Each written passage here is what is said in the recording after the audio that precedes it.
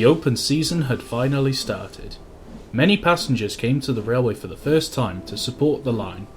Di was happy, but was very anxious. It was becoming very clear that he needed a much more thorough overhaul. Almost on a daily basis, he would return to the shed and have to have work done to keep him going. Mr. Edmondson and Mr. Dibdin had spent the last few weeks working around the clock to keep Di running. Mr. Anthony's welding skills were remarkable, as Mr. Edmondson soon discovered. Well, Di, the good news is that your frames are holding. This weld is still looking good. Of course it is. I welded it. I am a welder by profession, you know, Matthew. I know, and a great job you did too. But still, we need to keep an eye on this. How long do you think it will hold, Mr. Anthony? It's difficult to say. I used to weld ships together in the dry dock, and they could stay together for decades. But they weren't taking so much shock loads as this one is. Well, you got the weight of the boiler pushing down on this corner of the frames, you see, Mr. Julian. It's blooming heavy too. All it needs is one jolt from track and a bump from the coaches and that weld could give way. Normally the load is spread out through the spring, but because the whole frame is cracked it could fail at any moment. That's why you need to keep these coaches in check with the brake van. I wish we just had some more money to repair the brakes on my coaches. Not an option, I'm afraid, gents. Not an option? But why? Well, put it this way. I've just ordered 25 tons of coal for Di, and a tanker of diesel for Leslie. We are now broke. What? Broke? Yes, sir. Broke. We barely had enough money in the bank to pay for the coal, let alone the diesel. How can we keep going like this? Well, luckily the passenger revenue is paying the fuel costs, and our passenger numbers have been rising on a daily basis. I have some bad news about that, Mr. Davies. The passengers are very put off by the state of our coaches. Well, what do you expect? I've got no money to repair them. I wasn't having a go, Mr. Anthony. It was an observation. Whatever we can do to make these coaches more hospitable, we need to do. I mean, all of those coaches have got mould and dry rot. And don't even get me started on the woodworm in coach 3. Perhaps we should consider a bank loan, Mr. Davies. No, absolutely not. I will not allow this company to pay debt with more debt. But what choice do we have? We are in a very fortunate position at present, Mr. Stovald. We have been able to start this company without any significant debt being owed to anyone, which means that should we fail, we don't owe anything to anyone. A bank loan is all fine and dandy if you have a regular income, gentlemen, but if the company should fold, then the company's assets will be sold off to pay the debt that's outstanding. That would mean that Di, Ian and Leslie here would be headed straight for the scrapyard. Gulp! I don't like the sound of that. Neither do we, Ian, neither do we. The weather is going to turn stormy this week. I predict our passenger numbers will soon drop.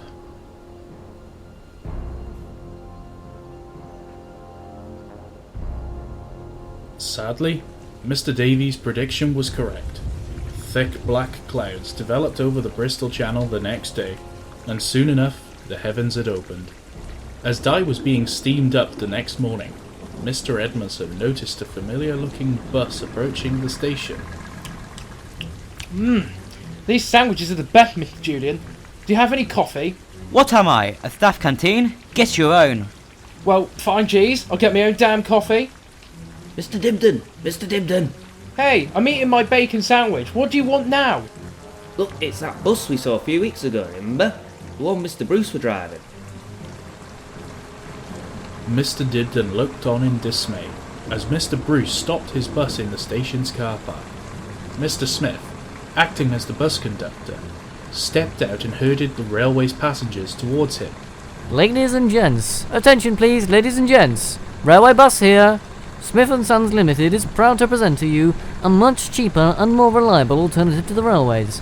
This way, please, for the rail replacement bus service. Step this way, please. Hey! They're stealing our passengers! We have to stop them. Mr. Anthony ran over to the bus and spoke severely to them. What on earth are you guys playing at? These are our passengers. You're stealing them. Stealing them?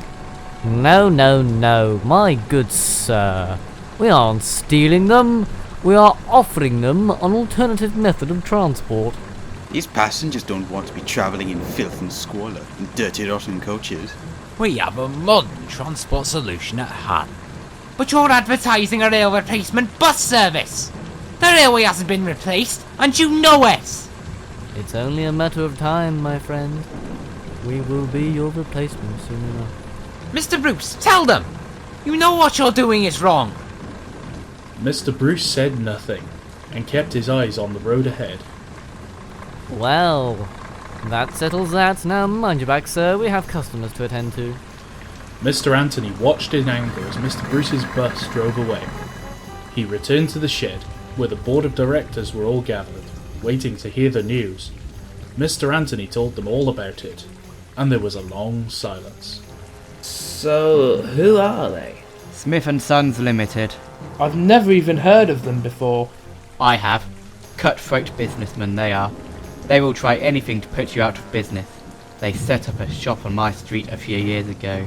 They very nearly bankrupted me. They sound like trouble. That they are. We need to be careful of them, Mr. Davies. So what do we do now? We can't just give up. We've come too far to give up. We are not giving up, Mr. Stovald. Not by any means. We could sue them. This can't be legal. I wish we could, Mr. Dibdin. But they'd have to pay. They're breaking the law, telling people that they're a railway bus. That's false advertising. They're stealing our revenue. We need that more than ever, Mr. Davies. Look, we barely had enough money to pay for the last lot of coal and diesel, let alone the money to start a legal battle. We cannot afford a solicitor right now. No, gentlemen, I fear that this is a battle we will lose. So, what can we do about this?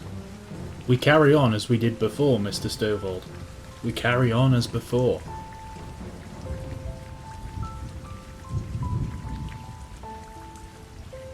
Over the next few days, morale amongst the volunteers plummeted as knowledge of the intentions of Smith & Sons became known.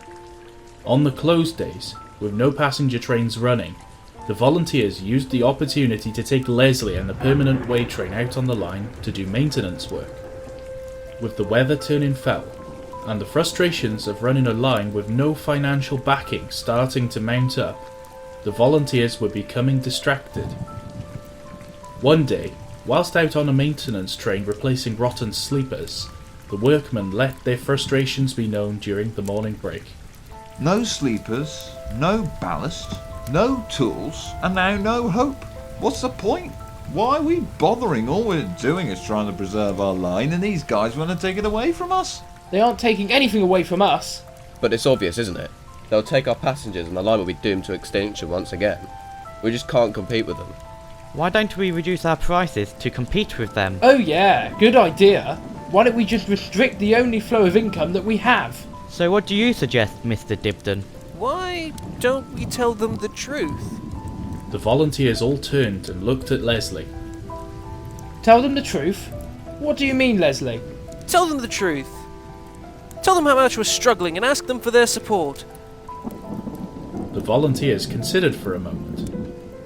Actually, you know, that's not a bad idea, Leslie. We could even show them our company finances. But that's confidential information, Leslie. It's none of their business. We need to tell them about our cause! Why are you here? Why are you all here? Mr. Dibdin, why are you here? I'm here to save this line. Mr. Julian, why are you here? I am here to save the line that I love. Exactly. Let's tell them that we are all volunteers. Tell them that we can barely afford fuel costs. They think that we're all here to make money. But if they know why we are here and why we are doing what we're doing, maybe, just maybe, we'll be gaining more support from them. The workmen thought hard for a moment. Leslie was right. They all agreed, and Mr. Dibdin arranged a meeting of the board of directors that evening. He informed the board of Leslie's idea. Mr. Davies was the first to speak. Well, gentlemen, I certainly agree with the principle. Our intentions, whilst they are honest and pure, are not publicly known. Leslie is quite correct. As far as the general public is concerned, we're trying to operate a commercial business here. So, what can we do about this then? Leaflets, sir. Bloody thousands of them. What? Advertising. That's what we need. We need to show the passengers what we want to achieve here, and just how much we are struggling. What? Guilt trip them? Not quite, Mr. Anthony. Just ask them for donations to support the cause. Mr. Edmondson is quite right, gentlemen. If we show our passengers our intentions, maybe, just maybe, it will help to boost our fundraising appeal. Just remember that we really need our track work up to standard. I'm glad that you mentioned that, Mr. Davies. We ran out of new sleepers a while ago. So far we've been trying to replace the bad sleepers on the cliff top with others from other parts of the line. This isn't ideal and it takes a lot of time. Well, in that case, we need to start a track work donation fund. What about my coaches? They need a lot of work. We've got a lot of work on signalling too. One thing at a time, gentlemen, one thing at a time. We can start as many peels as we like, but we need to remember that the more funds that we start, the less each one will earn, and the longer it will take to achieve each goal. Anyway, I'm afraid we've run out of time this evening. That is the conclusion to our meeting this evening. Good night, gentlemen. The meeting was adjourned, and the board of directors made their way home. As Mr. Stovall made his way to his car, he heard a noise. Who's there? Nobody answered. Come out and fight like a man. I'm not afraid of you. Well, perhaps you should be. Mr. Stovall felt his muscles tighten as Smith & Sons came from the darkness. He felt nervous, but confident. What can I do for you, gentlemen?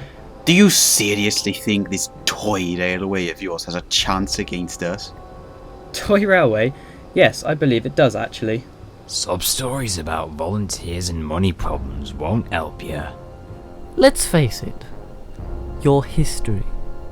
It's just a matter of time. You might as well give up, old man. Mr. Stovall looked over at Mr. Bruce's bus. Mr. Bruce himself was sat in the cab, looking on in dismay. Is this what it's come to, Bruce? Scare tactics? Mr. Bruce said nothing. You really expect him to stop after what your company did to him? He deserved what was coming. It's his own fault, not ours. Now, if you'll excuse me... Mr. Stovall tried to get into his car, but Michael Smith blocked his path.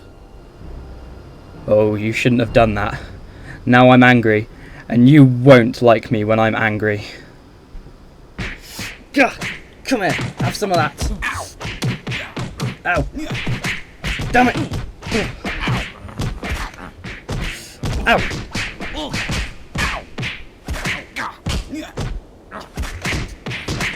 Ow!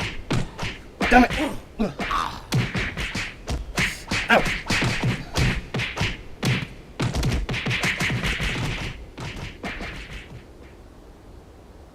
Mr. Davies arrived home and was looking forward to an evening with his wife, Victoria, and their dogs, Poppy and Cassie. He was worried about her. He hadn't been able to spend much time with her at all since the railway had started. Hello, Victoria. William, at long last. Finally, you've kept a promise. Wednesday evening all to ourselves. I'm sorry, Victoria. I've been letting that railway take over my life. I just need to put things in order. I know, William, I know. But you must remember that you're retired now, after all. You're working far more hours than you did when you were superintendent. Just please remember what the doctor said. I know. Well, what on earth? William, that's the police! The police? What on earth are they doing here? William, what have you done? Just because the police have turned up doesn't mean I've done something, Victoria. Excuse me, Mr. Davies. Yes, Inspector? I'm afraid I need you to accompany me to the station. What on earth is going on? Is my husband in trouble? No, madam, but I have to report that there's been a serious incident on your railway, Mr. Davies. I need you to accompany me to the station.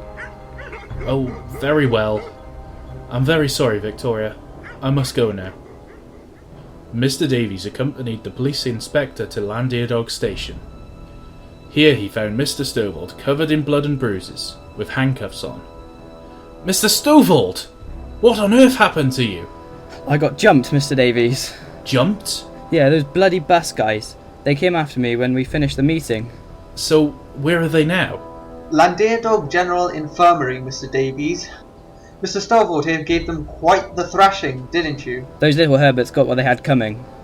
My God, are you injured, Mr. Stovald? Good God, no. I spent the war in the Air Force. I think I can handle myself. Good. In that case, Mr. Stovald, I'm placing you under arrest in suspicion of aggravated assault. What? You may remain silent. Anything you do say may be used as evidence against you in a court of law. This is preposterous. Please, officer, there must be some mistake. Oh, there's no mistake, sir. I've had a report that there are 3 men in hospital now because they were beaten to a pulp by this gentleman who has just admitted to his crime. But it was self-defense. You heard him. Well, I also have 3 witness statements saying that they were attacked by this gentleman. You can do the math. It's 3 against 1, I'm afraid. You'll just have to answer to the local magistrate, Mr. Stovall. Mr. Davies, you'll have to take over as chairman until this is blown over. Come on, you. In the police car. Now. Tell the others to be careful. We can't let them win. Mr. Davies watched in horror as Mr. Stovall was taken away by the police. He could not believe what was happening.